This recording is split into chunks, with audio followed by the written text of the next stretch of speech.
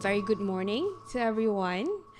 So I'm sorry for coming a bit late, so I missed some of the presentation in the morning.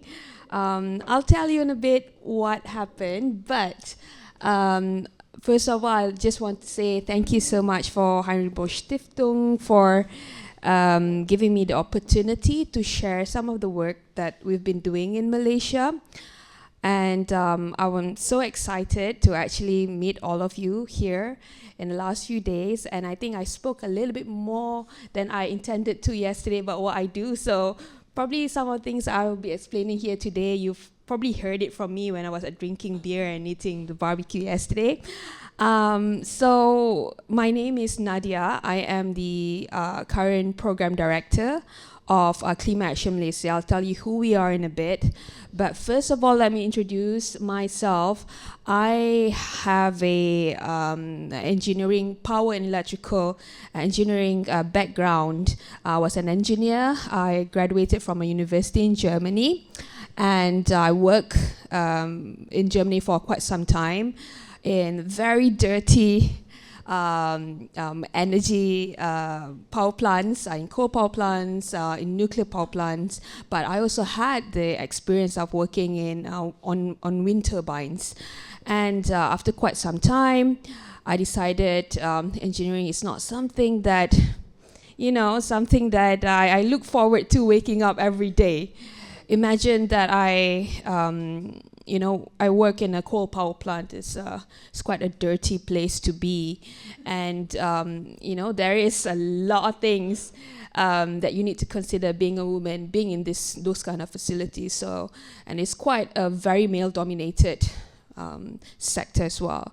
So after that, I moved to London and I worked in something that I was passionate in. I started to work in a theatre in London. I was doing a lot of stage and lighting management. So this is one of the, I don't have a clicker, but this is the picture of Dorian Gray. I'm not too sure if some of you know. This particular book is written by Oscar Wilde. And I worked in this play for almost a year in London. So something really interesting, jumping from engineering to that. And then after that, I went back to Malaysia and do a lot of conservation. So I started to study environmental science. And jumping, and then there I was. Now I'm doing a lot of policy, a lot of gender and climate policies. So it gives you a little bit of understanding if the ideas that I have are quite, quite different from each other, but it shapes who I am today. So, many of the people in Malaysia knew me as when they see me at the podium, when they saw me doing a lot of advocacy, speaking with the members of parliament, speaking to prime ministers, presidents, even doing protests on the ground. Being present at COP, doing a lot of side events and press conferences. But what I really do is this.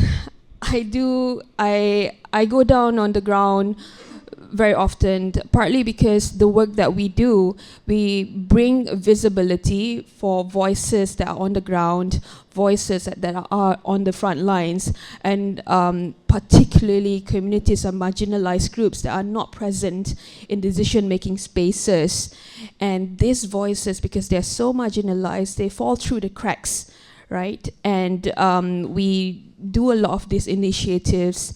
And it's really something that I really value and cherish, because the idea of doing policy making, you have to have a bit of balance, right? Bringing voices to the top, you have to have bottom up and top bottom, and has to meet halfway. So without that, policy fail to be implemented, and people suffer as a result for this. So. A very humble start. There's music. There's voice. I thought there wasn't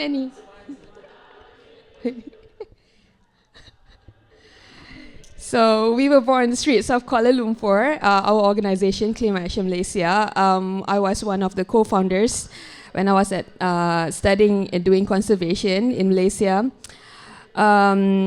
So our first climate action initiatives wasn't planting trees or cleaning rivers, but actually dealing with police intimidation, police brutality.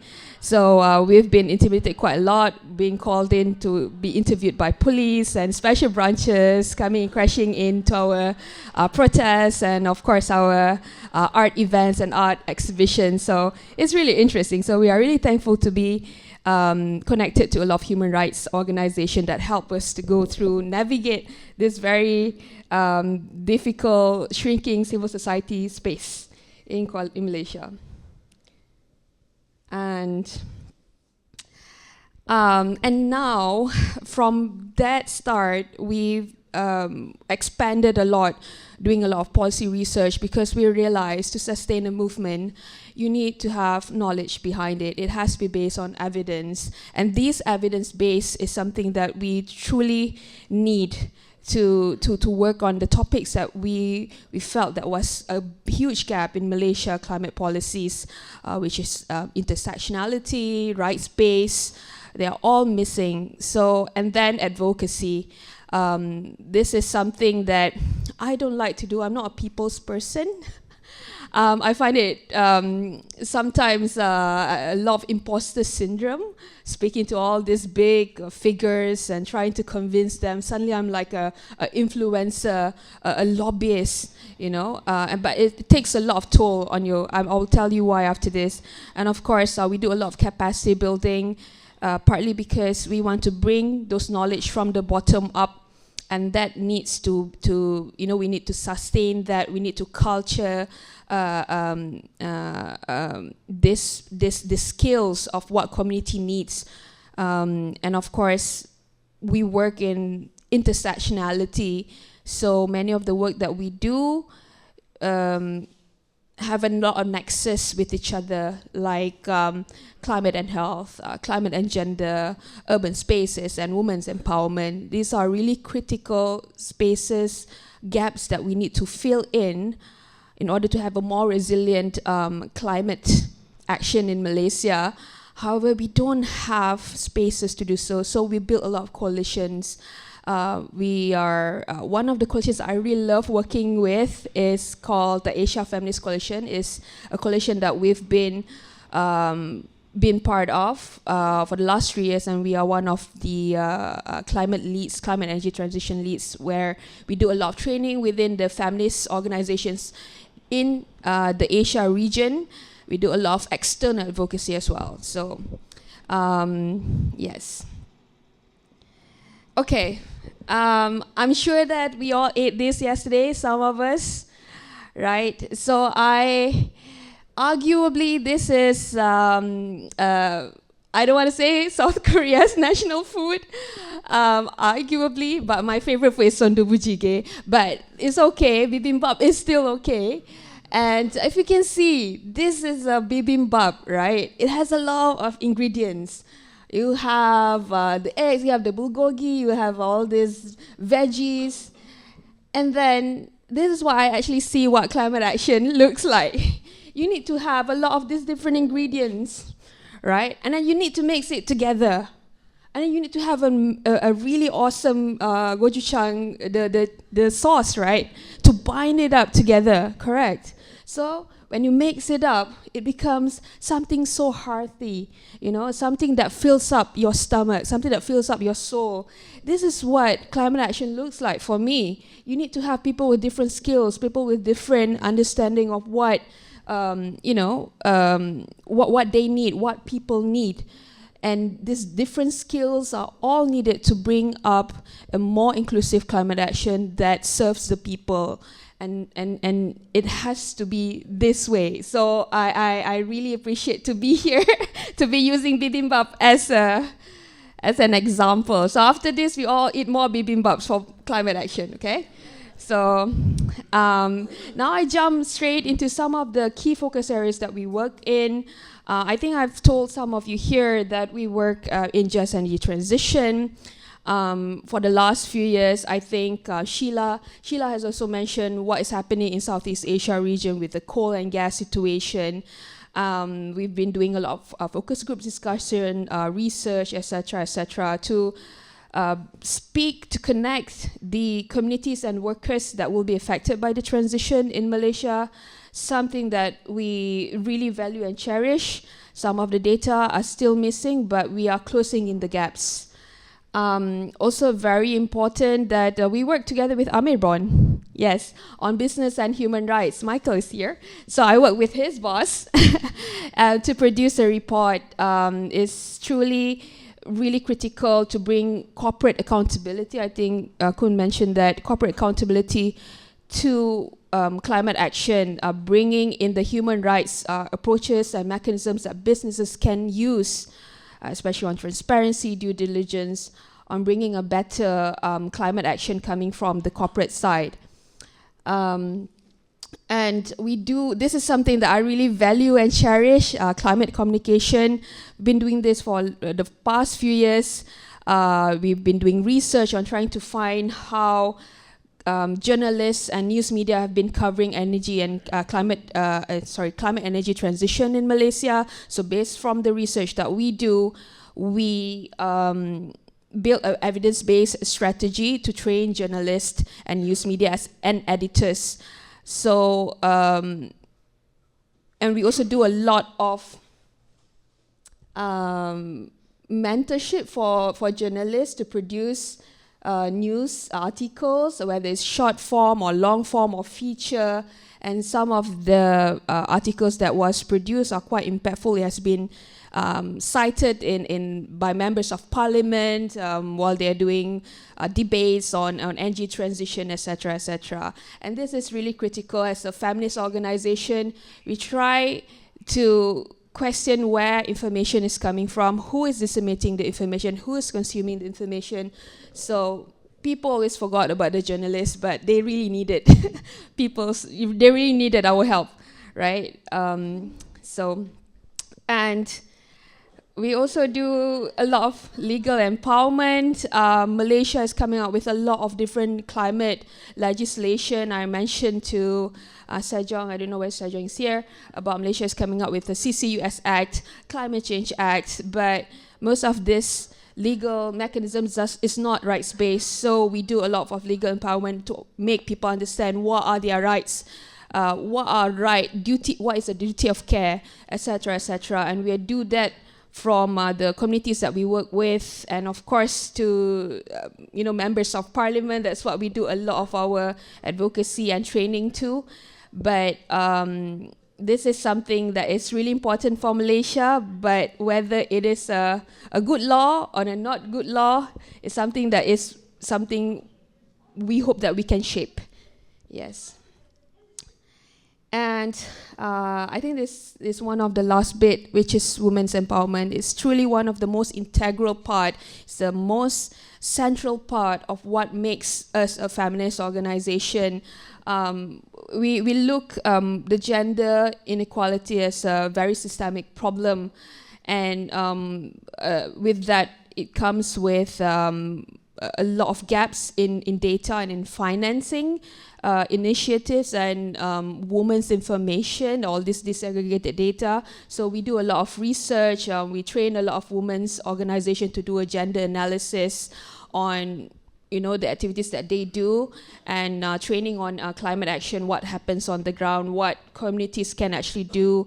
Let's say if they want to do a climate initiative on the community level, what do they need to do, etc. And very important is the gender lens, because women is affected differently than men. Many people don't actually understand this, and I think in Malaysia it's a really stigma, it's a really taboo topic to speak about women's involvement and how women are being impacted and how women can be agents of transformation.